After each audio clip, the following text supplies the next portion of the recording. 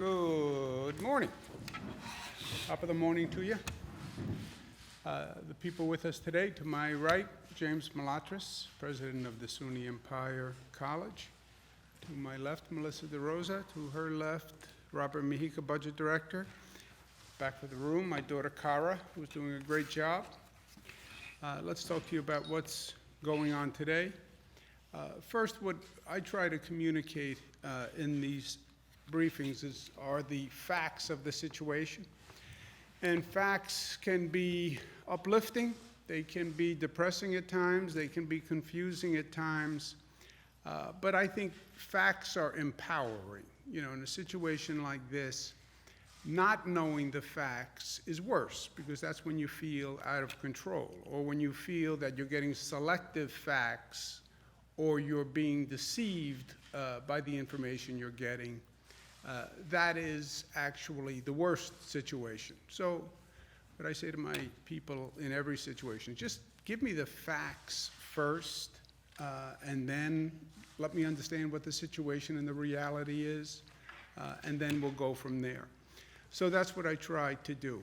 The facts on this situation are increasingly important on two levels: public health, but also the economic facts. We've been focusing on the public health facts and the response of the public health system to the virus.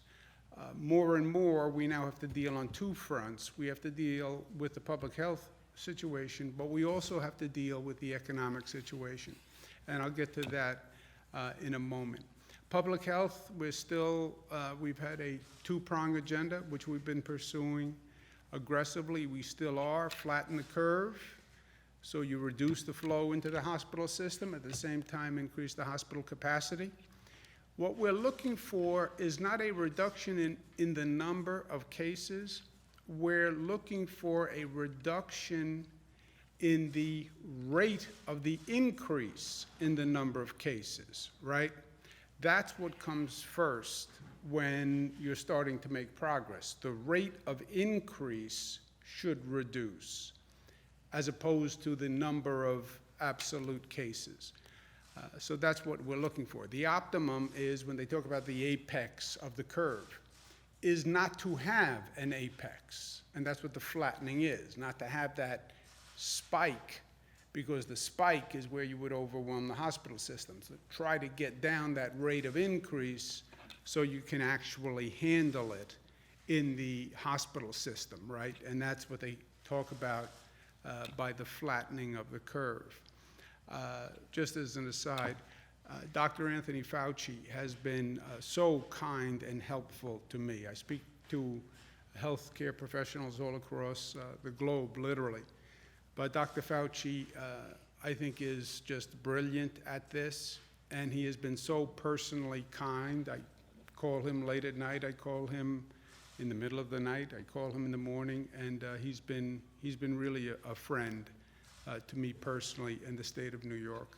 So this is all about getting that curve down and not overwhelming the hospital system. Almost any scenario that is realistic will overwhelm the capacity of the current healthcare system. So, little reality. Keep the curve down as low as you can, but you cannot get the curve down low enough so that you don't overwhelm the hospital capacity. So any of these scenarios, we have to increase the hospital capacity. And that's why we're literally adding to the hospital capacity every way we can. That's what the Javits Hospital is about. That's what the Stony Brook Hospital is about. That's what Westchester Convention Center, that's what the old Westbury additional site is. We're also scouting new sites now, all across primarily the Downstate area of this state for possible sites. Our goal is to have a 1,000 plus overflow facility in each of the boroughs downstate in the counties. Queens, Brooklyn, the New York City boroughs, Queens, Brooklyn, Bronx, Manhattan, Staten Island, and Long Island, Nassau, Suffolk, and Westchester, and Rockland. So every county has a 1,000 plus bed overflow facility. And that's what we're working on at the same time, as well as increasing the capacity of the existing hospital system. As we've said, the hospitals have a 53,000 bed capacity. We're trying to get to 140,000 bed capacity between the hospitals and the overflow facilities. We've mandated that the hospitals increase their capacity by 50%. We've asked them to try to increase it 100%, but they have to increase it 50%. We're also scouting dorms, scouting hotels for emergency beds, and that's going well. Equipment and PPE is an ongoing issue. Right now, we do have enough PPE for the immediate future. The New York City hospital system confirmed that. So we have enough in stock now for the immediate need. Ventilators, ventilators, ventilators. I didn't know what they were a few weeks ago. Besides the cursory knowledge, I know too much about ventilators now. We're still shopping for ventilators all across the country. We need more. We have approved the technology that allows one ventilator to serve two patients, what they call splitting, which is where you add a second set of tubes to a ventilator to do two patients. It's not ideal, but we believe it's workable. We're also converting anesthesia machines to ventilators. We have a couple of thousand anesthesia machines in our hospitals, and we're converting them to work as ventilators. Why is there such a demand on ventilators, and where did this come from? It's a respiratory illness for a large number of people. So they all need ventilators. Also, non-COVID patients are normally on ventilators for 3 to 4 days. COVID patients are on ventilators for 11 to 21 days. Think about that. So you don't have the same turnaround in the number of ventilators. If somebody's on a ventilator for 3 or 4 days, that's one level of ventilators you need. If somebody's on for 11 to 21 days, that's a totally different equation. And that's what we're dealing with. The high number of COVID patients and the long period of time that they actually need a ventilator. We're also working on equalizing and distributing the load of patients. Right now, the number of cases is highest downstate New York. So we're working on a collaboration where we distribute the load between downstate hospitals and upstate hospitals, and we're also working on increasing the capacity for upstate hospitals. Shifting now to a totally different field, the economic consequences of what's going on, which have just really gelled after what the federal government has done, and we were waiting for the federal action to determine where we were from a point of revenues and economics. What's happening to a state government, any state, what's happening to a city government is a double whammy. You have increased expenses because of the COVID virus, and you have a tremendous loss of revenue because all those businesses are closed, right? And all those people are out of work. People are out of work, they're not earning income, they're not paying income tax. Businesses are closed, they're not making money, they're not paying business revenue. So we're spending more to take care of the COVID virus, and we're receiving less. In the middle of all this, we have to balance a budget. So how do you do a budget when you have expenses going out and a loss of revenue? We estimate the loss of revenue is somewhere between $10 to $15 billion, which, you know, all these numbers are hard to give a context. That is a ton of money for the state of New York's budget. We were waiting to see what the federal government did before we determined what we had to do, because water flows downstream, right? If the federal government had taken an action that helped state governments, city governments, et cetera, That would have put us in one situation. We now know what they've done. They passed their $2 trillion stimulus bill. They say maybe they'll come back and there'll be another bill, but maybe. But we know what they did do with the stimulus bill. The stimulus bill helped unemployment insurance, and that is a good thing. It helped small businesses, and that is a good thing. It did not help local governments or state governments, and it did not address the governmental loss. And the federal officials, the ones who are being honest, will admit that. New York State receives $5 billion from the stimulus, New York State government. And it's earmarked only for COVID virus expenses, which means it does absolutely nothing for us in terms of lost revenue to the state. The only thing it's doing is helping us on the COVID virus expenses, which is nice, but the bigger problem is on the lost revenues. The congressional action, in my opinion, simply failed to address the governmental need. I spoke to all the officials involved. I spoke to our House delegation. I spoke to our senators. And I believe what they did failed to meet the governmental need. I'm disappointed. I said I was disappointed. I find it irresponsible. I find it reckless. Emotion is a luxury, and we don't have the luxury at this time of being emotional about what they did.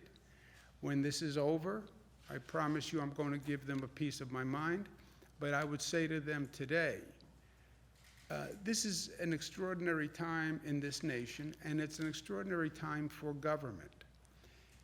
This was the time to put politics aside and partisanship aside. This is the time for governmental leaders to stop making excuses and just do your job. Do your job. We're one nation. You know the places in this nation that have the most intense problems. Address the places that need the help. And this is not a time to point fingers. This is not a time to make excuses. This is not a time to blame everyone else. We've lived with that in Washington for years. Now is the time to actually step up, do the right thing, and do your job. And they haven't, as far as I'm concerned, especially when it comes to the governmental need. In any event, we have to do a budget. And the budget is due April 1. So the only responsible course for us is, number one, we have to address this revenue loss. We know the revenues are down. We don't know how much. We don't know when the economy comes back.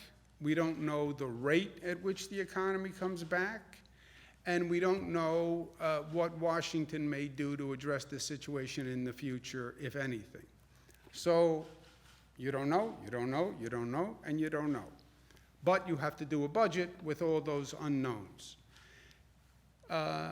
Address them realistically. And how do you address them realistically? First, we're going to adjust down our revenue projections for the initial budget.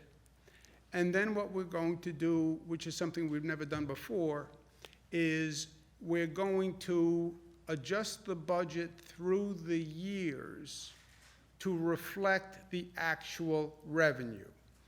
Meaning, we'll say on day one, okay, we intended to give you $100. We don't have $100, so we're going to give you $95. But I can only give you $95 if I get $95. And I'll let you know quarterly, or whatever the period of time is, how much money I'm getting and how much I can give you of the 95, and therefore you can plan accordingly. And that's, frankly, the only way that you can do this budget when you have so many unknowns. So adjust the initial number down, and then have periods through the course of the year where you say to school districts, local governments, et cetera, this is how much we actually received, This is what the federal government did. It's what the federal government didn't do. The economy's coming back faster. The economy's coming back slower. But these are the actual numbers, so you can adjust your budget accordingly. On the public health numbers, our testing number is up again. We did 18,650 tests. This was just a massive mobilization, operational undertaking. We had never done it before. You now have to set up all these drive-throughs. You have to set up all these testing facilities. And we're testing more than any state in the country. We're testing more per capita than South Korea, more per capita than China. It really is amazing what we're doing. And the testing is important. The testing is still helping you identify the positives and isolate the positives. The testing is not telling you how many people have the virus. And I think a lot of people conflate the two, and that's a mistake.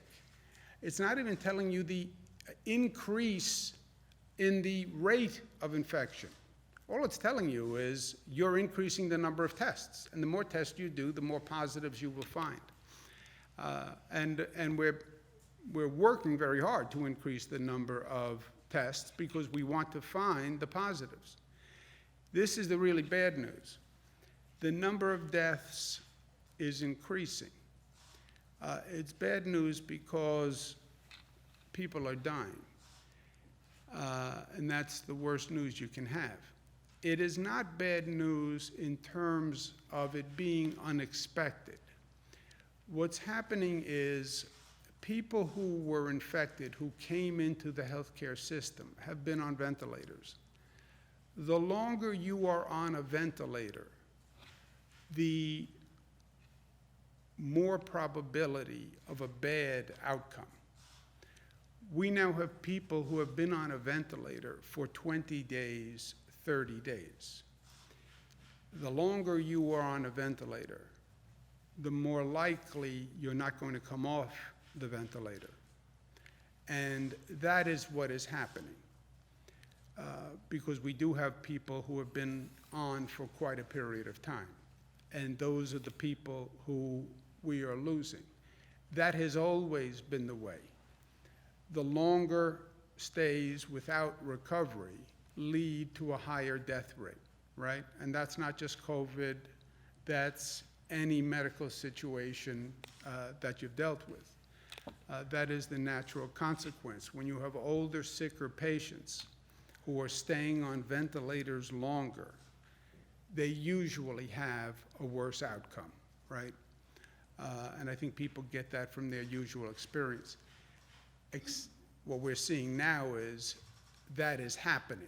We've had people on for a very long time, and they haven't gotten better. And they are passing away. So the number of deaths is at 385. It's up from 285. And since we still have a large number of people on ventilators for a long period of time, the experts expect that number to continue to increase, right? And we've said this from day one. You get the infection, 80% self-resolve, they don't go into the hospital. Some percentage go into the hospital, get treated, and go home. Some percentage go into the hospital, need a ventilator, they're on the ventilator, and they never come off the ventilator. And that is a situation where people just deteriorate over time. And that's what we're seeing. That is that vulnerable population, that very small percentage, 2 or 3% of the population who we've always worried about. But that's what we're seeing. And again, we expect it to increase because as time goes on, by definition, we have more and more people on ventilators for a longer period of time. Total number of people tested, 18,000. That's the breakdown. Number of positive cases, total 37,000, new cases 6,400. The curve continues to go up. The spread across the state continues, which is also what we expected, just the way it's spread all across the country. We now just have several counties that don't have a single case. The overall number, 37,000 tested positive, 5,000 people current 5,000. So this is the point, right? 37,000 tested positive, 5,000 currently hospitalized, 1,200 ICU patients, which is what we watch most carefully because those are people who need ventilators. 1,500 patients who were discharged after being hospitalized, okay? So not to be redundant, but people get sick. 80% of the people don't go into the hospital, they stay home, or they don't even stay home, they just self-resolve. Some people get sick and stay home. Some people check into the hospital. Now you're talking about 15 to 20%. Of that, a percentage get treated and leave. Of that, the smallest percentage get put on a ventilator. That's the 1,290 ICU patients. Some of those people on a ventilator get better and come off the ventilator. Some people don't get better, stay on the ventilator, and when you're on the ventilator for a prolonged period of time, the outcome is not positive. But the percentage of people who wind up in that situation, it starts with the 1,290 ICU patients. Those are the people who are basically put on a ventilator. And that's of the 37,000 that tested positive, right? So we're talking about a very small population. They're put on a ventilator. Some recover and some don't. The most impacted states, New York is still #1. Louisiana is a quote-unquote hotspot. It has a cluster that is growing, and the people in Louisiana and in New Orleans are in our thoughts and prayers. We know what they're going through, and we feel for them, and we pray for them, and we know the difficulty they're under because we're dealing with the same type of situation. So our best to them, any way we can help them, we stand ready.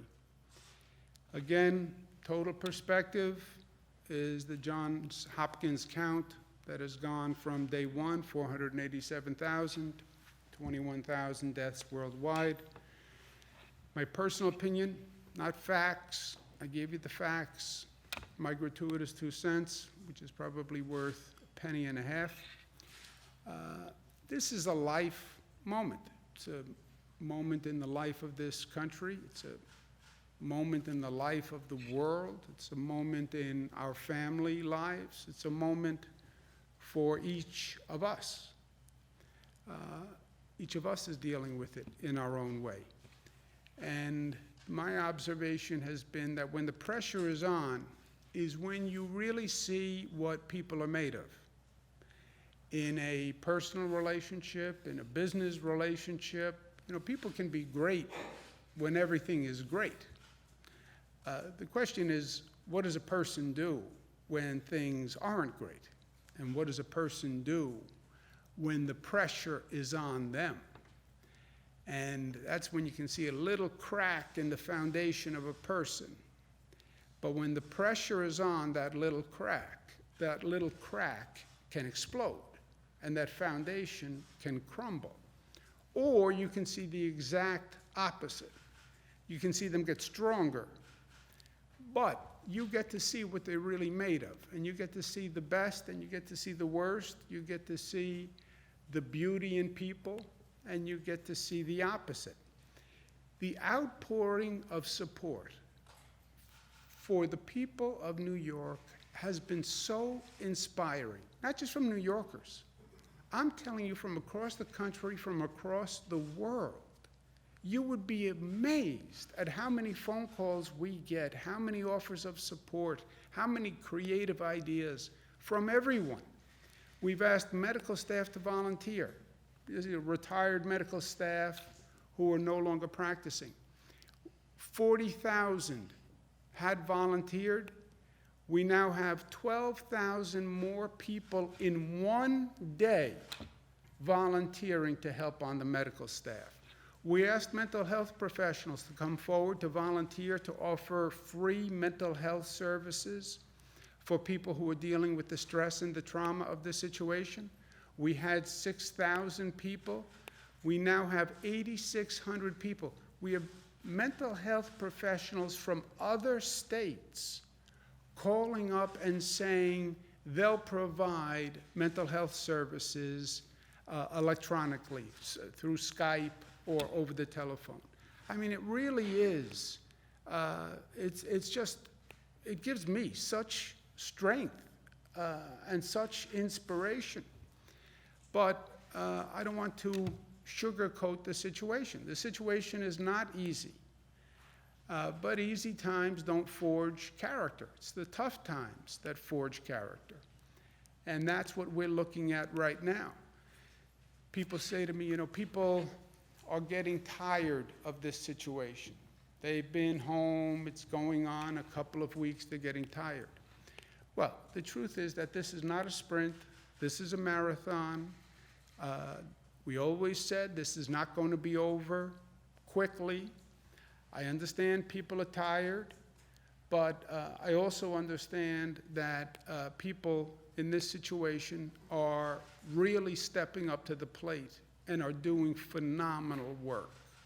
So the next time you feel tired, and believe me, I feel tired, but when I feel tired, I think of the first responders who are out there every day showing up.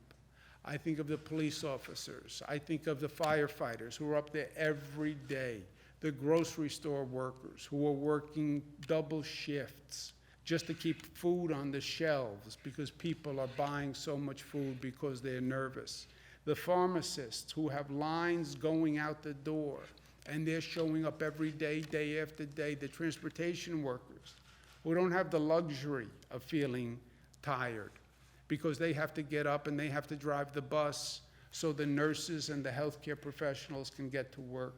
And those healthcare professionals who are dealing with a virus that they didn't even understand, they still don't understand. And they're there working, many of them 7 days a week. So yes, we're tired, but look at what others among us have to do and the challenge they're under and how they are stepping up. And who am I to complain about being tired when so many people are doing such heroic efforts? And I also think this is going to be transformative and formative for society. You think about our children. I have my daughters here with me. This is the first time they've faced a real national adversity, right? Oh, you have a whole new generation who have never lived through anything like this. They never went to war. They were never drafted. They never went through a national crisis. And this is going to shape them. And I can tell you just from having my daughters with me, yeah, they're hurt, they're scared, but they are also learning through this. And at the end of the day, they're going to be better people for it, and they're going to be better citizens for it. I believe that, because they're rising to the occasion. And as we go through this, let's make sure that we're teaching them the right lessons and the right response. And those lessons and that response are the lessons that we get from our better angels. And during this difficult time, let's listen to the voices of our better angels as individuals, as families, as a community, and as a society. We're going to get through this. The only question is how we get through it and when we get through it. But let's make sure at the end of the day that we can say we are the better for it. And our children are the better for it. And I believe they will be.